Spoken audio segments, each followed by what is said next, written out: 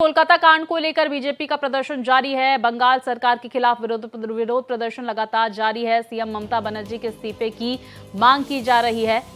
Bharatiya Janata party की तरफ से बड़ी जानकारी देखिए। 7 दिवसीय ये प्रदर्शन जो लगातार जारी है। सीएम ममता बनर्जी से इस्तीफे की मांग भारतीय जनता पार्टी के नेता करते हुए नजर आ रहे हैं।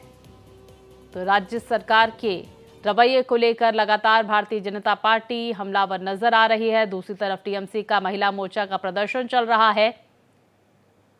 तो कोलकाता में ट्रेनी महिला डॉक्टर से रेप और मर्डर के मामले में तमाम पार्टियां सड़कों पर उतरकर प्रदर्शन कर रही हैं। चाहे बात भारतीय जनता पार्टी की हो, तृणमूल कांग्रेस यानी कि वहां की सत्ताधारी पार्टी की हो, या फिर कांग्रेस पार्टी, लगातार इंसाफ की मांग उठाते हुए, आरोप प्रत्यारोप लगाते हुए प्रदर्शन किया जा रहा है पार्टियों की तरफ से। भारतीय जनता पार्टी भी देखिए लगातार विरोध प्रदर्शन कर रही है। इस्तीफे की मांग ममता बनर्जी से कर रही है भारतीय जनता पार्टी, क्योंकि बंगाल में महिला सुरक्षा का मुद्दा एक बार फिर से जोर पकड़ रहा है। वहीं कोलकाता रेप और मर्डर केस में राज्य सरकार के रवैये को लेकर, पुलिसिया रवैये को लेकर पूरी तरह से भारतीय जनता पार्टी हमलावर है। ममता बनर्जी से इस्तीफे की मांग करती हुई भारतीय जनता पार्टी नजर आ रही है। तो देखिए, बीजेपी का प्रदर्शन पश्चिम बंगाल में लगातार जारी है। इंसाफ की मांग को लेकर, महिला सुरक्षा की मांग को लेकर। दूसरी तरफ टीएमसी भी प्रदर्शन कर रही है। ऐसे में तमाम प्रतिक्रियाएं, तमाम बयान, आरोप प्रत्यारोप का दौर भी लगातार बंगाल में देखा जा रहा है। इस पूरे मामले को लेकर बंगाल में सियासत जोरों से चल रही है। तो देखिए, बीजेपी ममता बनर्जी से इस्तीफे की मांग कर रही है। 7 दिवसीय भारतीय जनता पार्टी का यह प्रदर्शन लगातार जारी है। इस जघन्य अपराध को लेकर पूरे देश में, जहां हमने डॉक्टर्स का प्रदर्शन देखा, कैंडल मार्च भी देखा, किस तरह से पूरा देश इस मुद्दे को लेकर सेंसिटिव नजर आया। सख्त कानून और उसके सही इंप्लीमेंटेशन की बात पूरे देश में उठी, ये मांग उठी। और ऐसे में पश्चिम बंगाल में लगातार देखिए इस पूरे मुद्दे को लेकर जो सियासत है वो काफी जोरों पर नजर आ रही है। विस्तार से जानकारी के साथ मेरे सहयोगी देवनाथ हमारे साथ जुड़ गए हैं। देवनाथ, देखिए आज भी भारतीय जनता पार्टी और टीएमसी का प्रदर्शन लगातार जारी है, क्या जानकारियां आपके पास?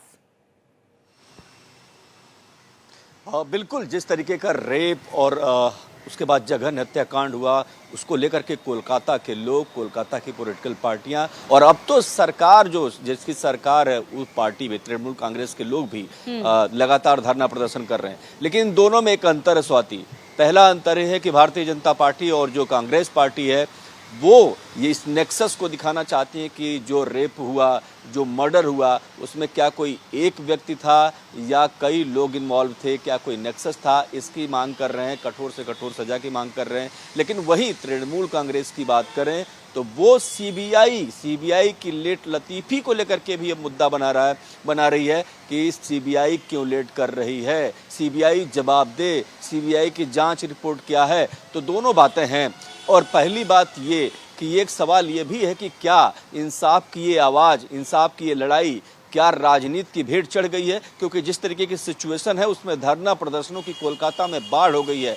कल तो डॉक्टरों के लगभग 5,000 से अधिक डॉक्टरों ने सड़क पर मार्च किया, इंसाफ की आवाज़ लगाई। लेकिन पॉलिटिकल पार्टियों की बात करें तो ममता सरकार के इस्तीफे की मांग तो करती है भारतीय जनता पार्टी, लेकिन राष्ट्रपति शासन लगाने की मांग सिर्फ रूपा गांगुली करती हैं। तो जाहिर सी बात है कि राजनीति ज्यादा है। लेकिन इस राजनीति की खास बात यह भी है, अच्छी बात यह भी है कि ये मुद्दा जिंदा है। इस मुद्दे को लेकर के चर्चा कोलकाता में हो रही है, उस मुद्दे को लेकर के मीडिया में चर्चा हो रही है, पूरे देश में चर्चा हो रही है।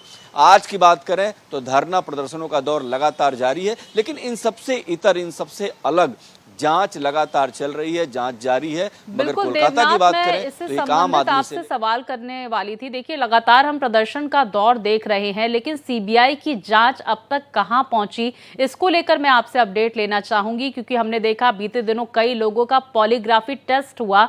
इस टेस्ट में क्या निकल कर आया और क्या कुछ हाथ लगा है सीबीआई की अब तक?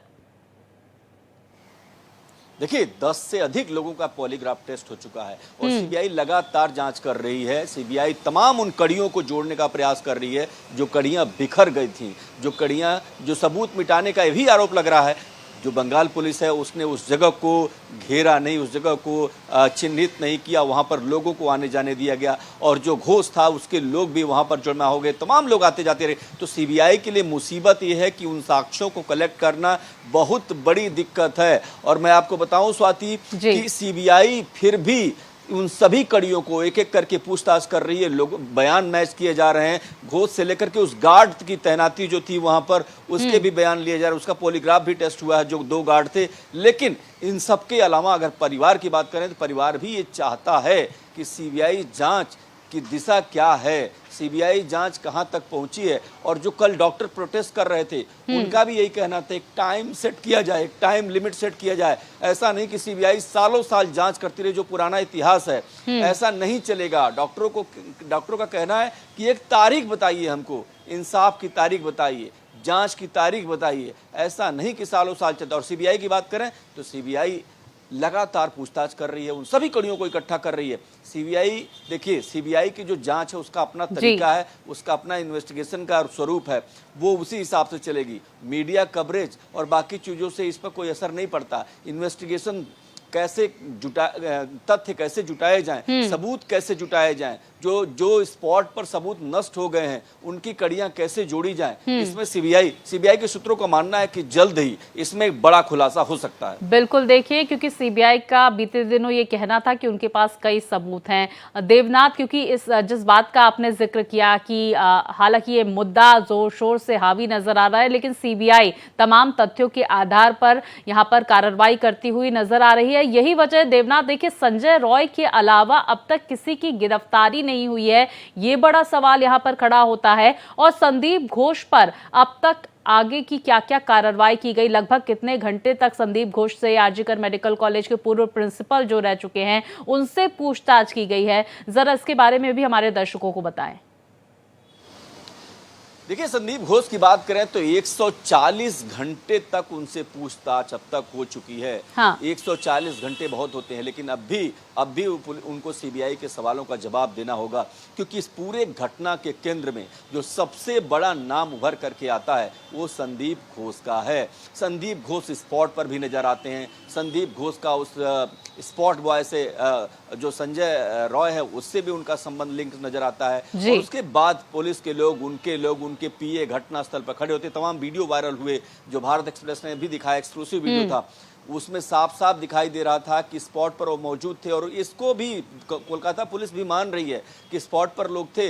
हालांकि ये भी कह रहे हैं कि उस जगह को घेरा गया था, लेकिन आप ये बात मान के चलिए कि 140 घंटे की पूछताछ के बाद भी अगर उनकी अरेस्टिंग नहीं हुई है तो सीबीआई चाहती है कि एक पुख्ता सबूत के साथ सामने आए, पुख्ता दस्तावेज के सामने आए। उन सभी कड़ियों को इसीलिए मैं कह रहा हूं कि जोड़ रहे। और मीडिया रिपोर्ट्स कभी भी सीबीआई के जांच की दिशा नहीं बदलेगी। हाँ, इतना जरूर है। और इस केस में सीबीआई के टॉप ऑफिसर लगाए गए, सबसे काबिल अफसरों की टीम इस बिल्कुल देवनाथ तमाम तथ्यों को जोड़ने की, कड़ियों को जोड़ने की कोशिश करती हुई यहाँ पर सीबीआई नजर आ रही है। दूसरी तरफ देखिए पार्टियों का प्रदर्शन लगातार जारी है। खुद सत्ताधारी पार्टी टीएमसी भी इंसाफ की मांग कर रही है, लेकिन टीएमसी कोई सख्त कानून और जो पुलिसिया प्रणाली है इस पर कब एक्शन लेती हुई, इस पर कब ठोस कदम उठाती हुई नजर आती है, यह भी देखना महत्वपूर्ण होगा। फिलहाल देखिए भारतीय जनता पार्टी भी 7 दिवसीय ये धरना दे रही है, लगातार प्रदर्शन जारी है। बहुत शुक्रिया देवनाथ तमाम जानकारियों के लिए।